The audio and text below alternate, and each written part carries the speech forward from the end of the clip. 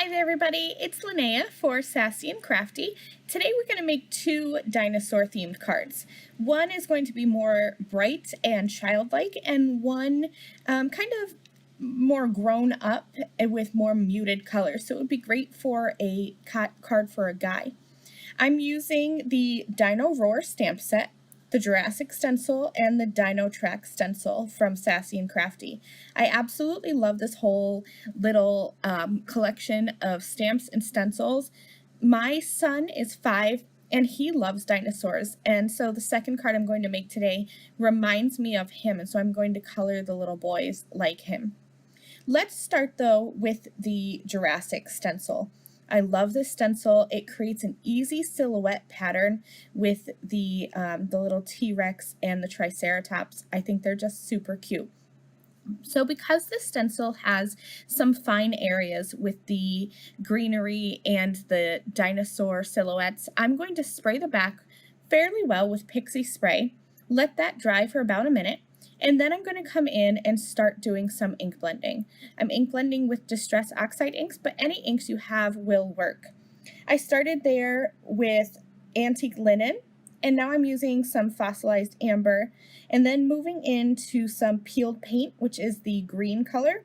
And then I will also be using some frayed burlap, which is like a brown color. So I'm keeping this palette more muted. It would be great for guys or for like a masculine card, but you can definitely go bold and bright with this stencil as well. And I want to do that, maybe create a rainbow background. I think that would be cute to have here too. So I'm just going back and forth with my blender brushes and with all 4 colors of those Distress Oxide inks, blending those inks together well.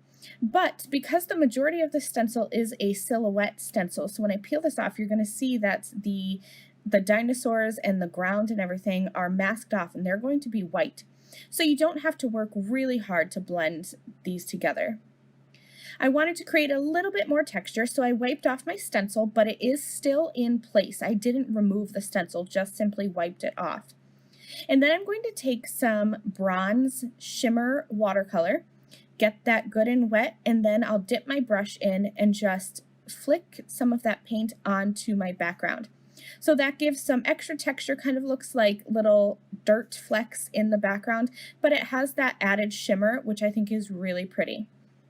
I'll set that aside. That watercolor will take maybe about 5 minutes to dry or so, not very long because it's just little taps of watercolor. And I'm going to work on my second background. So this one is using the Dinorawr stencil, and I'm going to do a similar technique where I grab a bunch of inks and blend them together. So for this card, I wanted to kind of make this one brighter and more imaginative because I'm going to be using some of those dinosaur stamps from the Dinorawr stamp set. So I'm starting with my Squeezed Lemonade ink and then moving into Twisted Citron, which is this bright green color. And then I'll end with Kitsch Flamingo.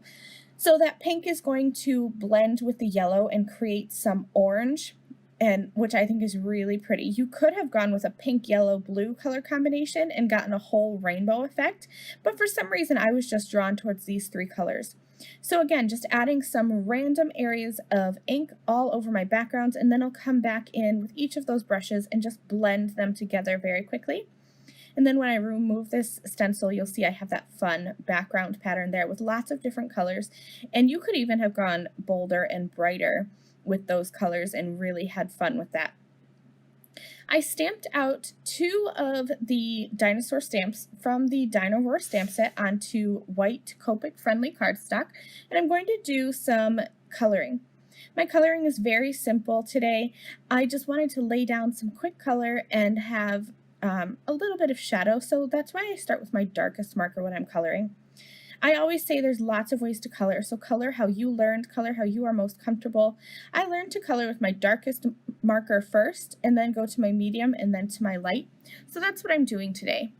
I'm starting here with my green color combination, which is 𝐲𝐢𝐭𝐡, 𝐲𝐢𝐭𝐡, and 𝐲𝐢𝐭𝐡.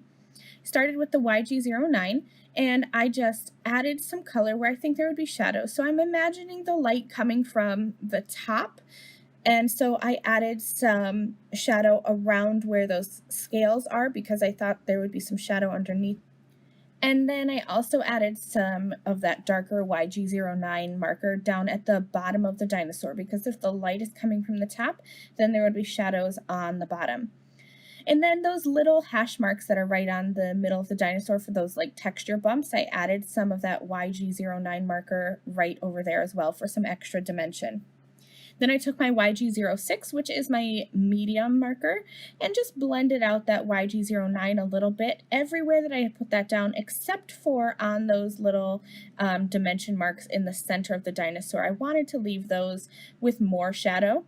Then I'll take my 𝐲𝐿3, which is my lightest, and just blend out the rest of that little dino there. My yellow combination today that I used on the scales and then again on this drawing that this cute little toddler has done is 𝐲19, 𝐲08, and 𝐲06.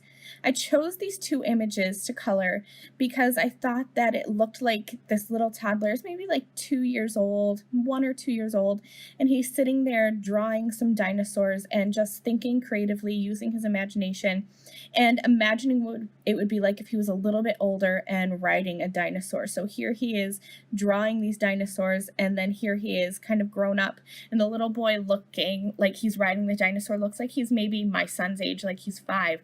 So I thought these two images would be really cute to put together on a card and just show the imagination that these little boys have. I colored in my flying little pterodactyl dino there. I used BV08, 04, and 02. And then I colored in their hair with some E35 and E33 markers. And now I'm going to be doing just a little bit of blue on this little guy's onesie here. I used to dress my son in onesies or little rompers, little one-piece rompers all the time when he was in diapers. I thought they were just the cutest little things.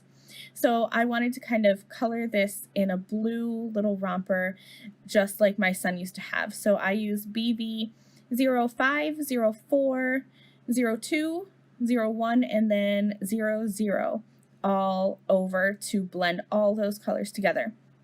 Then I will really easily use my scissors and trim around these images, leaving a slight white border. All that's left to do now is to stamp some sentiments. So I'm going back to that Dinorawr stamp set, and I'm going to stamp just a couple sentiments right on here. So the card on the left, the one I did first, all that I need to finish this off is just a sentiment. Same thing for the one on the right. So the one on the left you could easily mass produce and create a whole bunch of these really, really easily using all colors of ink blending. So you could personalize it for a girl, for a guy, anything that you want to do. So I'm just going to grab a sentiment there, and for this card I'm going to use a dark brown ink just to kind of keep with that more muted tone. I thought the black would stick out a little bit since there is no black in that image.